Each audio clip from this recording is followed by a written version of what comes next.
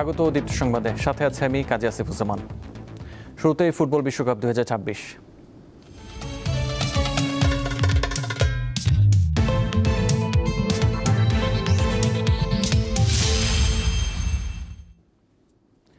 আর্জেন্টিনার স্বপ্ন ভেঙে 16 বছর পর আবারও ফুটবল বিশ্বকাপের সোনালী ট্রফি উঁচিয়ে ধরল স্পেন। 2010 সালের পর দ্বিতীয়বারের মতো বিশ্ব চ্যাম্পিয়ন হলো তারা। যুক্তরাষ্ট্রের নিউ জার্সির মেটলাইফ স্টেডিয়ামে আলবিসেলেস্তাদের 1-0 গোল ব্যবধানে হারিয়েছে স্প্যানিশরা। গোল্ডেন বল জিতলেন স্পেনের অধিনায়ক রদ্রি। 10 গোল করে গোল্ডেন বুট পেয়েছেন ফ্রান্সের কিলিয়ান এমবাপ্পে। আর গোল্ডেন গ্লাভস জিতেছেন স্পেনের গোলরক্ষক উনাই সিমন।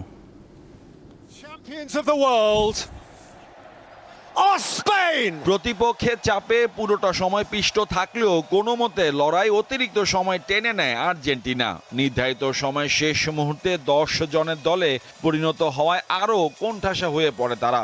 সুযোগে চাপ বাড়িয়ে ফেরান তোরেসের গোলে 16 বছরের অপেক্ষা থামিয়ে বিশ্ব চ্যাম্পিয়ন হওয়ার উৎসবে মেতে উঠল স্পেন। ভিভা এসপানিয়া! স্প্যানিশদের উৎসবে রাতে ক্যামেরা দৃষ্টি ছিল লিওনেল মেসির দিকে। 26 বিশ্বকাপ ফাইনালে স্পেনের কাছে 1-0 গোলে হারে 22-এ শিরোপাধারীরা। টানা দ্বিতীয়বার বিশ্বকাপ জেতা যে স্বপ্নের ঢেউ তুলেছিল স্কালোনি শিষ্যরা, তা একেবারে ম্লান হয়ে যায় নিউ জার্সির মেট লাইফ স্টেডিয়ামে। অধিনায়ক Lionel Messi runners up medal গলায় ঝুলালেন ঠিকই, কিন্তু মঞ্চ থেকে নেমে আর্জেন্টাইন ভক্ত সমর্থকদের দিকে যেতেই আবেগে ভাসলেন তিনি। হৃদয় ভাঙা দুঃখ বেরিয়ে এলো চোখের জল হয়ে। 1990 আসরে ম্যারাডোনার অসদ প্রতিবিম্ব যেন 2026 আসরে মেসির দর্পণে দেখা দিল আরো একবার। রূপকথা লেখার অপেক্ষায় ছিল পুরো বিশ্ব। অনেকে তাকিয়েছিলেন শিরোপা লিওনেল মেসির হাতে দেখার জন্য, অনেকে উদযাপনের ঢঙ্গেও ছিলেন, কিন্তু প্রকৃতির বিচার হয়তো তেমনটি চাইনি। ম্যাচের শুরু থেকে ছন্ন ছাড়া ফুটবল খেলে মেসির দল।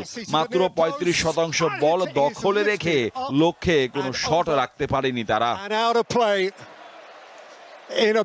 বিপরীতে পুরোটাই দখলে নিয়ে মাঠে বিচরণ ছিল পেদ্রিদের। 120 মিনিট খেলে পুরো ম্যাচে ছড়ি ঘুরিয়েছে তারা। একের পর এক আক্রমণ সামলাতে থাকা স্প্যানিশরা কাঙ্ক্ষিত গোল উৎসব করে 106 মিনিটে। এই গোলটি করে দিল ম্যাচের ফারাক। শুধু ট্রফি জয়ই নয়, এই বিজয়ের মধ্য দিয়ে আন্তর্জাতিক ফুটবলে টানা 38 ম্যাচে অপরাজিত থাকা নতুন বিশ্ব রেকর্ডও করেছে লা রোজারা। ফাইনাল ম্যাচে শেষ বাঁশি বাজতেই আনন্দ উল্লাসে মেতে ওঠা প্রস্তুতি বিজয়ী দলের, কিন্তু সেই উদযাপনের মুহূর্তই রূপ নেয় উত্তেজনায়। ম্যাচে জয়ের পর রদ্রি প্রতিপক্ষের সামনে গিয়ে উচ্ছ্বাস করলে মলিনা তা ভালোভাবে নেননি। প্রথমে কথা কাটাকাটি শুরু, এক পর্যায়ে মাঠের পরিস্থিতিকে উত্তপ্ত করে তোলে। যুক্তরাষ্ট্রের এই টুর্নামেন্টটি প্রায় নিশ্চিতভাবে মেসির শেষ আন্তর্জাতিক প্রতিযোগিতা। ম্যাচের শেষ বাঁশি বাজার পর তার আবেগঘন প্রতিক্রিয়া একরকম সেটি নিশ্চিত করে। স্টেডিয়াম জুড়ে তখনও মেসি ভক্তরা দাঁড়িয়ে। হেরেও গ্যালারি থেকে তার নামে আসতে থাকে দর্শকদের হর্ষধ্বনি। এ সময় ভক্তরা তাকে গান গেয়েও সম্মান জানায়। অশ্রুসিক্ত চোখে মেসি অপলক তাকিয়ে থাকেন তাদের দিকে। মোহাম্মদ হাসিব, দীপ্ত স্পোর্টস। ফুটবল বিশ্বকাপের ফাইনাল ম্যাচ নিয়ে আলোচনা করতে স্টুডিওতে রয়েছেন দীপ্ত টিভির স্পোর্টস রিপোর্টার মোহাম্মদ হাসিব। হাসিব, আপনাকে স্বাগত। আর্জেন্টিনার কাছে তো প্রত্যাশা অনেক ছিল। কালকে ম্যাচটা দেখার পর কি মনে হয়, কেন এমনটা হলো? প্রত্যাশার পারতটা আসলে নিচে নেমে গেছে। এমন একটা সিচুয়েশন, এমন একটা গোল ব্যবধান যেটা কিনা আনএক্সপেক্টেড। আর্জেন্টিনা যেভাবে বিশ্বকাপের যাত্রাটা শুরু করেছিল মেসির হ্যাট্রিক দিয়ে, দুর্দান্ত শুরু, কামব্যাক, প্রতিটা ম্যাচে এক একটা গল্প রচনা, এক একটা ইতিহাস তৈরি মেসির ক্ষেত্রে, দলগত আর্জেন্টিনার ক্ষেত্রে স্কালোনির জন্য, কোনোটাই আসলে তাদেরকে ফাইনাল ম্যাচে স্পর্শ করেনি। মানে একেবারেই ছন্ন ছাড়া। এটা আসলে আনএক্সপেক্টেড। মানে ডিফেন্ডিং চ্যাম্পিয়ন, মানে গতকালকে ফাইনালে শেষ বাঁশি বাজার আগ পর্যন্ত তারা তো ছিলেন ডিফেন্ডিং চ্যাম্পিয়ন, তাই তো? তো সেই জায়গা থেকে আসলে আনএক্সপেক্টেড একটা আর্জেন্টিনাকে আমরা দেখেছি, যেটা কিনা কোনো কিছুতে নেই। মানে যাদের কাছে কিনা মানে 35% হচ্ছে বল পজিশন, মানে এটা মেনে নেওয়া যায় না। এটা আসলে মানে কোনোভাবে না। যদি আপনি সাপোর্টারও হন, যদি আপনি আমার মধ্যে স্পোর্টস রিপোর্টার হন, যদি আপনি ফুটবলে একজন ভক্ত হন, এটা আসলে আনএক্সপেক্টেড। তাও এটা ওয়ার্ল্ড কাপের ফাইনাল।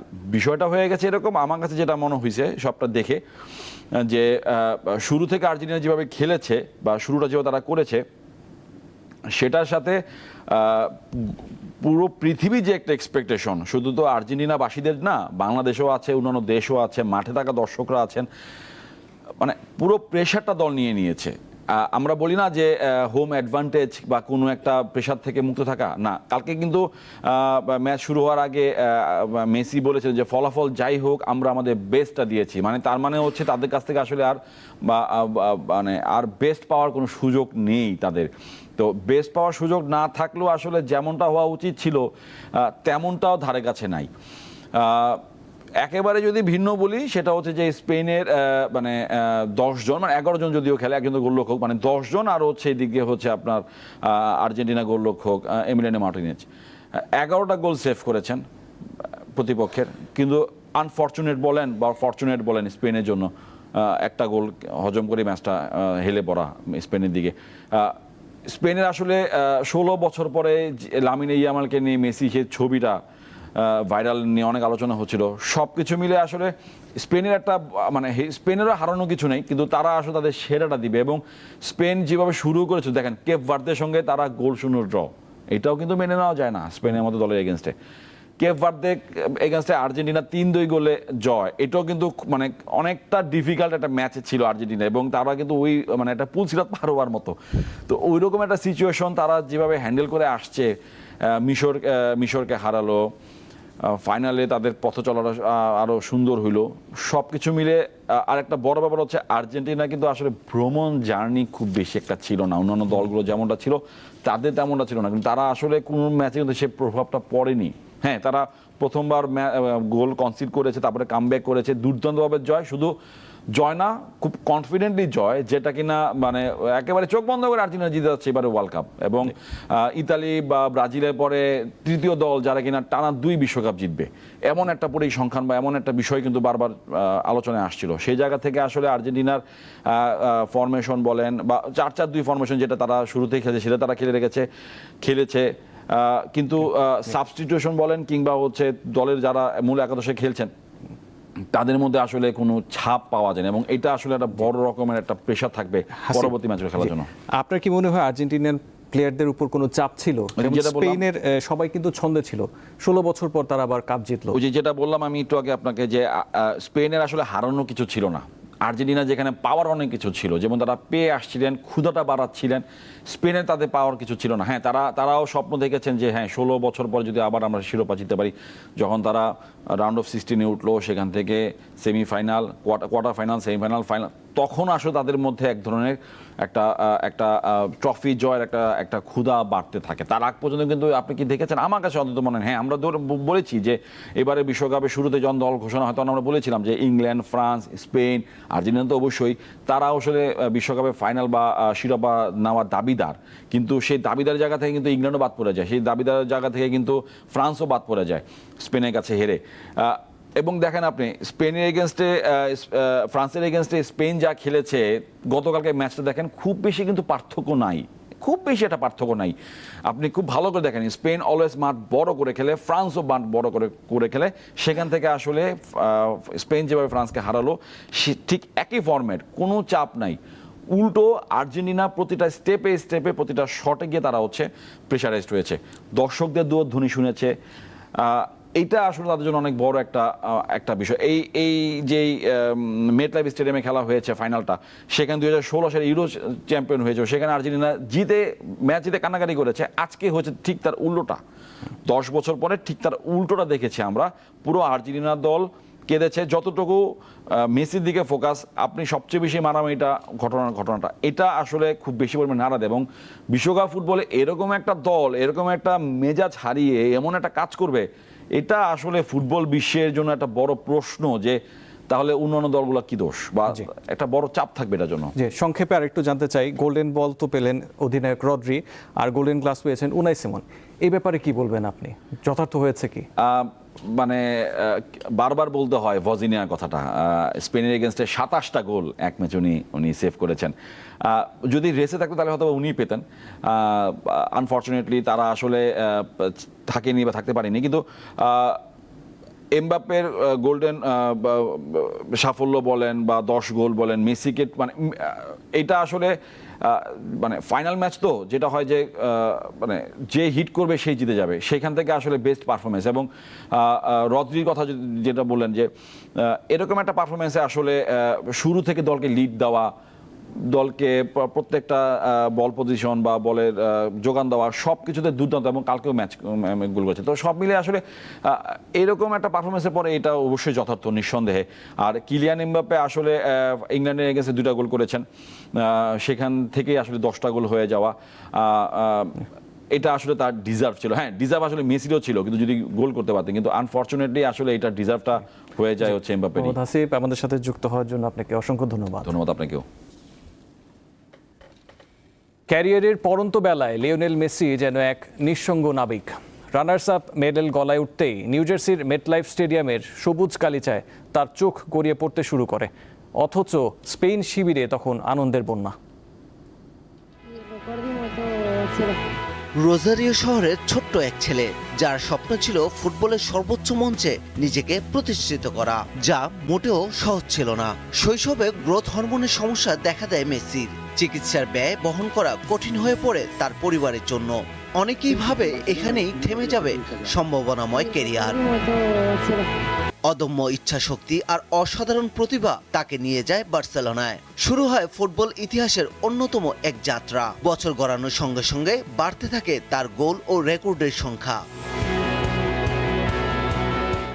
বার্সেলোনার জার্সিতে জিতেছেন 10টি লা লিগা, 4টি উয়েফা চ্যাম্পিয়ন্স লিগ, 7টি কোপা দেল রে সহ অসংখ্য শিরোপা। ব্যক্তিগত অর্জন 8টি ব্যালন ডিওর, 3বার ফিফা বর্ষসেরা পুরস্কার, 6টি ইউরোপিয়ান গোল্ডেন বুট। তবে নিজ দেশের জার্সিতে বড় কোনো শিরোপা জেতার আক্ষেপ তাড়া করে ফিরছিল তাকে। 2014 বিশ্বকাপ ফাইনাল ট্রফি ছোঁয়ার খুব কাছাকাছি গিয়েও জার্মানির কাছে হার। 2015-16 সালের কোপা আমেরিকার ফাইনালে হেরে প্রশ্নবিদ্ধ হয় তার নেতৃত্ব। হতাশ হয়ে জাতীয় দল থেকে অবসরের ঘোষণা দিয়েছিলেন তিনি। অনেকেই ভেবেছিলেন গল্পটা হয়তো এখানেই শেষ, তবে কিংবদন্তিরা হার মানতে জানেন না। আবারও ফিরলেন মেসি। শুরু হলো স্বপ্ন ছোঁয়ার লড়াই। 2021 সালে 28 বছরের অপেক্ষার অবসান ঘটিয়ে মারাকানার মাঠে চিরপ্রতিদ্বন্দ্বী ব্রাজিলকে হারিয়ে আর্জেন্টিনাকে কোপা আমেরিকার শিরোপা এনে দেন তিনি। এরপর 2022 সালে ফিনালিসিমা জিতে আরও একবার জানান দেন আর্জেন্টিনা ফিরে এসেছে। স্বপ্ন এখনো একটি অপূর্ণ রয়ে গেছে, সেটি হলো বিশ্বকাপ। 2022 কাতার বিশ্বকাপ শুরু হয়েছিল সৌদি আরবের বিপক্ষে অপ্রত্যাশিত হার দিয়ে। চারদিকে তখন সমালোচনা, কিন্তু সেই ধাক্কা থেকেই ঘুরে দাঁড়ায় আর্জেন্টিনা। ফ্রান্সের বিপক্ষে বিশ্বকাপের ফাইনাল, ইতিহাসের অন্যতম সেরা ফাইনাল। 120 মিনিটের রুদ্ধশ্বাস লড়াইয়ের পর টাই ব্রেকে জয়ী হয় আর্জেন্টিনা। জাদুকরী পারফরমেন্সে প্রতিটি ধাপের সামনে নেতৃত্ব দিয়েছেন মেসি। কাতারের আকাশের নিচে বহু প্রতীক্ষিত সোনালী ট্রফি হাতে তুলে নেন লিওনেল মেসি।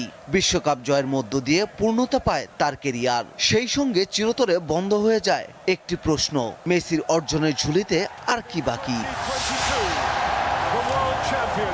আর্জেন্টিনার ইতিহাসে সর্বোচ্চ গোলদাতা, সর্বাধিক ম্যাচ খেলা ফুটবলার ও ফুটবল ইতিহাসের অন্যতম সেরা প্লেমেকার হিসেবেও প্রতিষ্ঠিত হয়েছেন মেসি। একটি প্রজন্ম তাকে দেখে ফুটবল ভালোবেসেছে। কোটি কোটি মানুষ তার মধ্যে খুঁজে পেয়েছে আশা, অধ্যবসায় আর স্বপ্ন পূরণের গল্প। ব্যর্থতার পর কিভাবে আবার উঠে দাঁড়াতে হয় সেটিও শিখিয়েছে মেসির কেরিয়ার।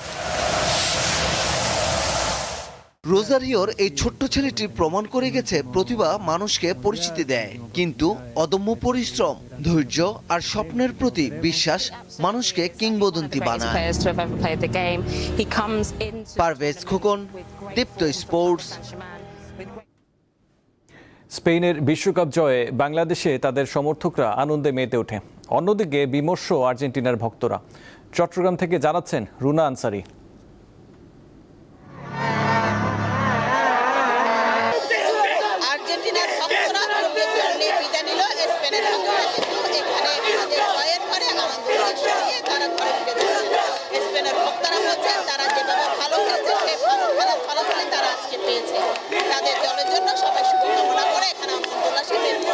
আজকে স্পেন স্পেনে দেখাই দিছে চুরি করে জিতা যায় না, চোরের 10 দিন গৃহস্থের 1 দিন, মিশরের জবাব, তারপর হইলো ক্যাপ ভার্দের জবাব, জবাব আজকে স্পেনে দিছে।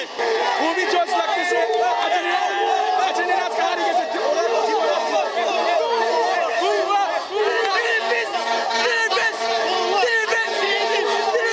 সবকিছু ঠিক আছে, কেন রেফারি দুর্নীতি করছে এখানে খেলা থেকে পুরো রেফারি পুরো থেকে দুর্নীতি করতেছে পুরো খেলা। এটা খেলা তো আমরা জিতার কথা, এখানে রেফারি পুরো দুর্নীতি করছে এখানে। ছোট থেকে একটা দল করে আসছে আর্জেন্টিনার, আশা করেছিলাম যে বিশ্বকাপটা নিব মেসির জন্য, কিন্তু পারার হলো না। হয়তো আর মেসিকে আর মাঠে লাল সাদা নীল জার্সি তার দেখা হবে না। খেলাটা দেখে ভালো লাগে, গোল হারলো আর্জেন্টিনা, জিতলো আর্জেন্টিনা। একটু প্রিয় দল হারে গেছে, একটু তো খারাপ লাগতেছে, তবু ভালো খেলছে। তবে আর্জেন্টিনার ভক্তরা তারা বলছেন তারা আজকে যদি নাও জিতে তারপর অনেক ভালো খেলেছে এবং মেসির জন্য তারা শুভকামনা জানিয়েছেন। চট্টগ্রামের মুরাদপুর থেকে রুনা আনসারী, দীপ্ত সংবাদ। রাজধানীতে যানবাহনের অতিরিক্ত উচ্চমাত্রার হর্ন নিয়ন্ত্রণে আইন প্রয়োগকারী সংস্থাগুলোকে আরও কঠোর ভূমিকা পালনের নির্দেশ দিয়েছেন প্রধানমন্ত্রী তারেক রহমান। প্রধানমন্ত্রীর এই নির্দেশনাকে স্বাগত জানিয়েছেন নগরবাসী।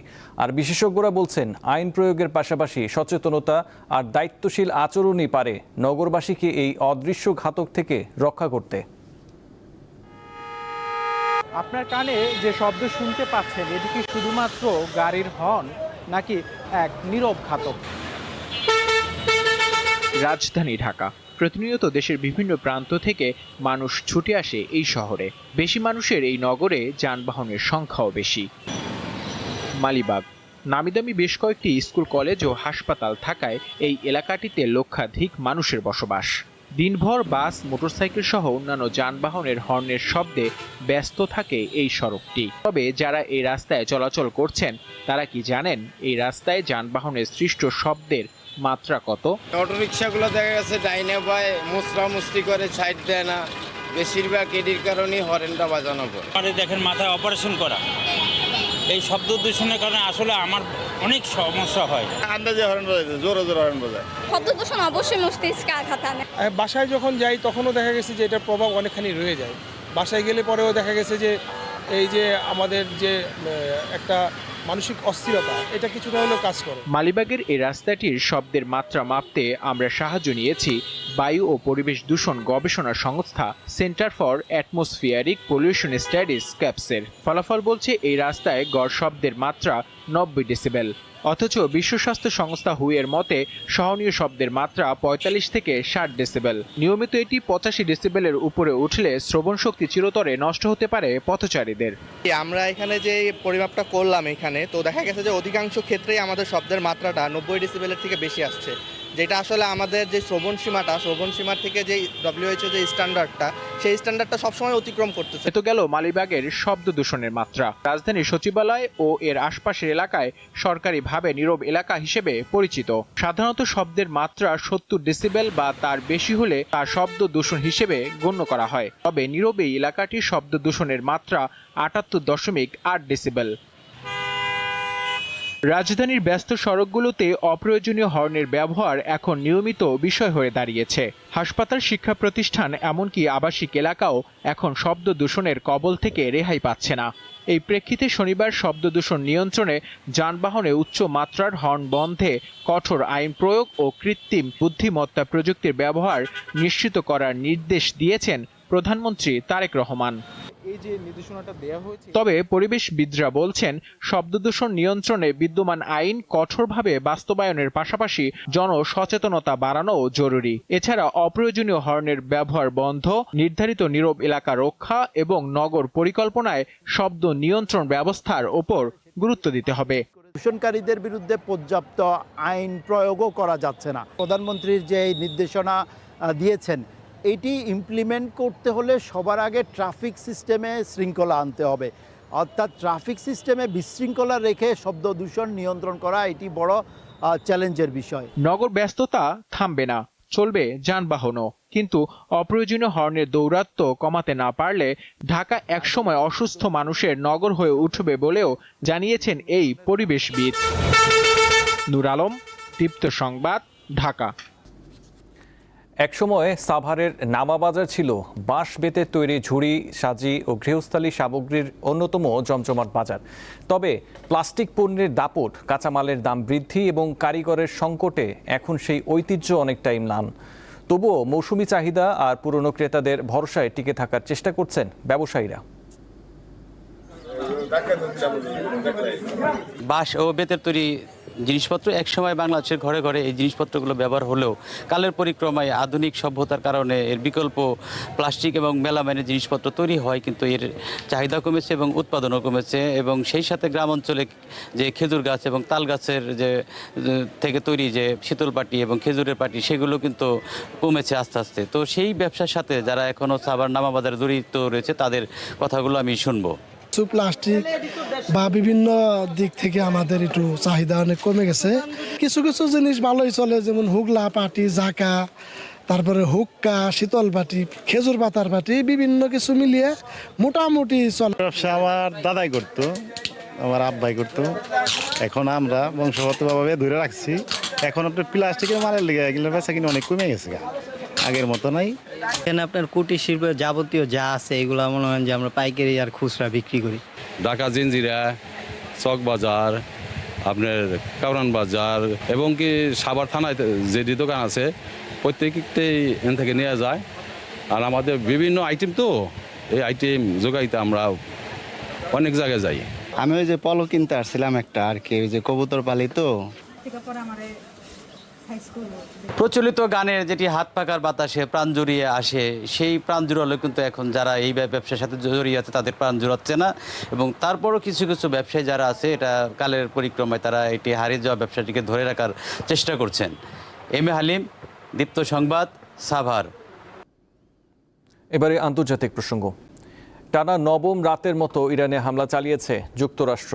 যুক্তরাষ্ট্রের সামরিক বাহিনী সেন্ট্রাল কমান্ড সেন্টকম জানিয়েছে সোমবার ইরানের স্থানীয় সময় রাত 2:30টায় হামলা শুরু হয়। হরমুজ প্রণালীতে হামলা চালাতে ইরান যে সামরিক সক্ষমতা ব্যবহার করছে তা দুর্বল করাই এই হামলার উদ্দেশ্য বলে জানিয়েছে তারা।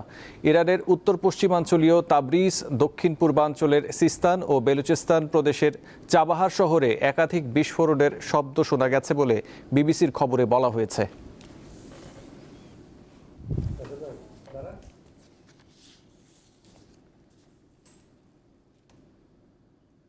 এই ছিল এখনকার মতো। পরবর্তী সংবাদ 12টায় দেখার আমন্ত্রণ রইল। এছাড়াও তথ্য বিনোদনের খবর পেতে চোখ রাখুন দীপ্ত টিভি ডিজিটাল প্ল্যাটফর্মগুলোতে। ধন্যবাদ।